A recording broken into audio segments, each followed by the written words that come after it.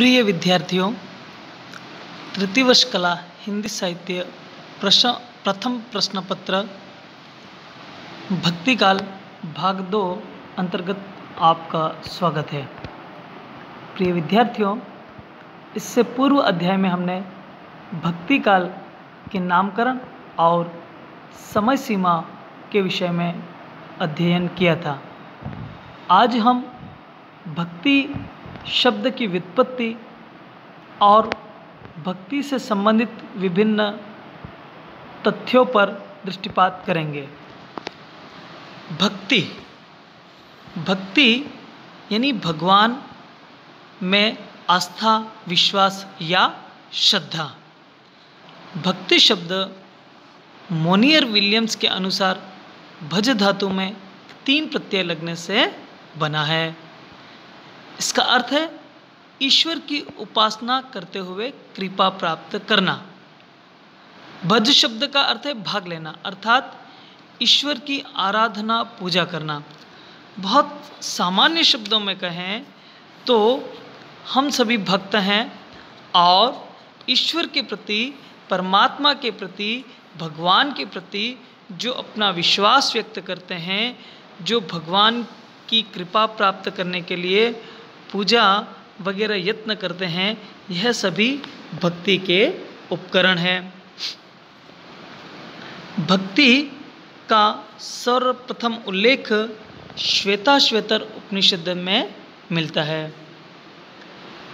और तत्पश्चात हम देखते हैं कि भक्ति जो है वास्तविक में ईसा पूर्व कई वर्षों से प्रचलित है, लेकिन एक आंदोलन जो बना वह 8वीं शताब्दी की घटना है। 8वीं शताब्दी में दक्षिण भारत में भक्ति का सूत्रपात हुआ। दक्षिण भारत की जब चर्चा करते हैं तो वहाँ पर शैव, वैष्णव और शाक्त धर्म पंथ प्रचलित थे। दक्षिण भारत में जो शैव और वैष्णव को मानने वाले अनुयायी थे, उन्हें आलवार व नायनार संत कहा जाता है। आलवार संतों की जब बात करते हैं तो आलवार जो संत थे वो वैष्णव मतावलंबी थे, अर्थात विष्णु की आराधना करते थे। ये जो आलवार संत थे उनकी संख्या 12 थी। इन 12 संतों ने अपनी भक्ति से संबंधित पदों की रचना की। इन पदों का संकलन रंगनाथ मुनि ने किया और संकलन के पश्चात एक ग्रंथ बनाया। उस ग्रंथ का नाम है दिव्य प्रबंधनम। इस ग्रंथ में लगभग 4000 पदों का संकलन है। इन 12 आलवार संतों में एकमात्र जो महिला थी वह थी गोदा या अंडाल। गोदा या अंडाल को दक्षिण भारत की मीरा भी कहा जाता है। जो नायनार मतावलंबी थे वह शिव में विश्वास करते थे, इन्हें शैव मतावलंबी कहा जाता है। दक्षिण भारत में जो भक्ति प्रारंभ हुई उनमें आदि गुरु शंकराचार्य का बहुत बड़ा योगदान है। आदि गुरु शंकराचार्य ने स्मार्त संप्रदाय की स्थापना की और आदि गुरु शंकराचार्य ने अद्वैतवाद में विश्वास व्यक्त किया। ये उनका सैद्धांतिक मत है। शंकराचार्य ने भारतवर्ष की 4 दिशाओं में 4 मठों की स्थापना की और उन 4 मठों को ही आज हिंदू धर्म के सर्वश्रेष्ठ तीर्थ स्थल के रूप में जाना जाता है। पूर्व में जगन्नाथपुरी, पश्चिम में द्वारका, उत्तर में बद्रीनाथ और दक्षिण में रामेश्वरम में ये मठ स्थापित हैं। जगन्नाथपुरी में शारदा मठ है और द्वारका में श्रृंगेरी मठ है, बद्रीनाथ में ज्योतिर्मठ है और दक्षिण भारत रामेश्वरम में गोवर्धन मठ है। इसके पश्चात भारतवर्ष के अलग अलग क्षेत्रों में अलग अलग संतों ने इस भक्ति आंदोलन को फैलाया। जैसा कि हम जान चुके हैं कि दक्षिण भारत में मूलतः भक्ति का उत्सव हुआ, आरंभ हुआ, प्रारंभ हुई। दक्षिण भारत से धीरे धीरे वह उत्तर भारत की ओर आई।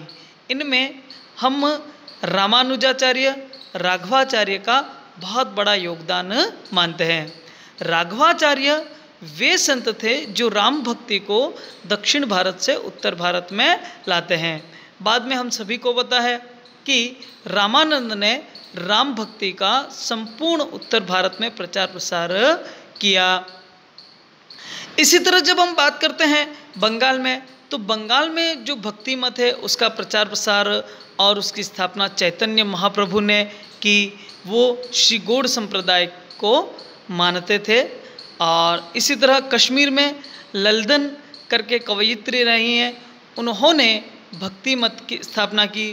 गुजरात में नरसिंह मेहता ने भक्ति का प्रादुर्भाव किया। राजस्थान संतों की भूमि, यहाँ अनेक संत हुए जिनमें कृष्ण भक्त कवयित्री मीराबाई का अतुलनीय योगदान है।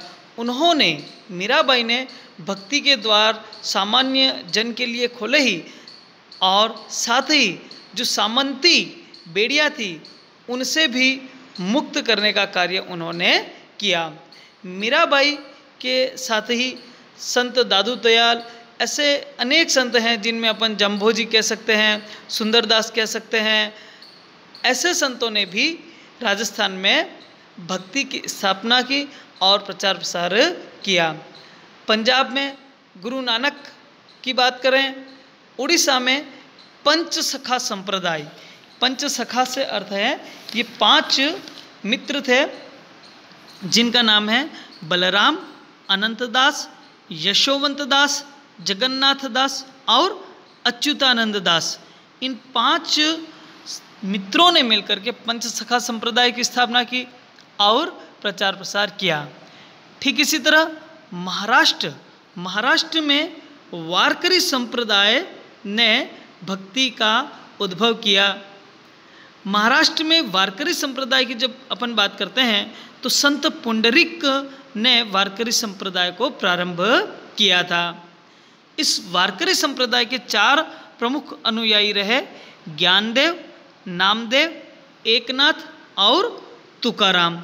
ये 4 वारकरी संप्रदाय के उन्नायक संत कहे जाते हैं। इनमें भी प्रथम उन्नायक संत ज्ञानदेव हैं जिन्होंने सर्वाधिक प्रचार प्रसार किया। संत नामदेव की 2 शिष्याएं थी। संत नामदेव की जब चर्चा होती है तो मैं आपको ध्यान में लाना चाहूँगा, ये विठोबा के भक्त थे और इनकी 2 शिष्याएं थी, मुक्ताबाई और सहजोबाई। इसी प्रकार उड़ीसा में एक और संप्रदाय था, महानुभाव संप्रदाय, जिसकी स्थापना चक्रधर ने की थी। ये भक्ति एक आंदोलन बना और इन भक्ति के जो सैद्धांतिक मत हैं या जो इनके सिद्धांत हैं, उनके आधार पे बाद में भक्त कवियों ने अपने पदों की रचना की। अर्थात उस दार्शनिक भावभूमि पर अपनी भक्ति के पदों की प्रतिष्ठा की। जब भक्ति के उद्भव की अपन बात करते हैं तो यहाँ पर थोड़ा सा हम आधुनिक जो हमारे आलोचक हैं उनकी कुछ मान्यताओं के विषय में चर्चा करेंगे। आचार्य रामचंद्र शुक्ल हिंदी साहित्य में एक बहुत बड़ा नाम है और उन्होंने अपनी आलोचना में भक्ति को निराशा और हताशा की देन कहा। आचार्य शुक्ल कहते हैं कि मुस्लिम शासकों द्वारा हिंदू जनता को प्रताड़ित किए जाने के कारण हिंदू कवि भक्त साहित्य लेखन की ओर अग्रसर हुए। अर्थात हम देखते हैं शुक्ल जी का ऐसा मानना था कि मध्यकाल में मुस्लिम आक्रांता आए और उन्होंने जब यहाँ की जनता को लूट खरसोट करके परेशान करने का कार्य किया। तो यहाँ के जो लोग थे वो निराश और हताश हो गए। उनको लगा कि अब भगवान की शरण के अलावा और कोई चारा नहीं है। इसलिए शुक्ल जी ने इसे भक्ति आंदोलन को निराशा और हताशा की देन कहा है। लेकिन आचार्य हजारी प्रसाद द्विवेदी, उन्होंने आचार्य शुक्ल के मत का खंडन किया। उन्होंने कहा कि आचार्य हजारी प्रसाद द्विवेदी ने कहा कि मैं जोर देकर कहना चाहता हूँ कि यदि मुसलमान नहीं भी आते तो भी भक्ति का यही रूप मिलता। स्पष्टतः हजारी प्रसाद द्विवेदी भक्ति को अपनी परंपरा में मानते हैं और यह परंपरा दक्षिण भारत से प्रारंभ हुई है। यानी शुक्ल जी के मत से हजारी प्रसाद द्विवेदी का मत अधिक प्रासंगिक लगता है।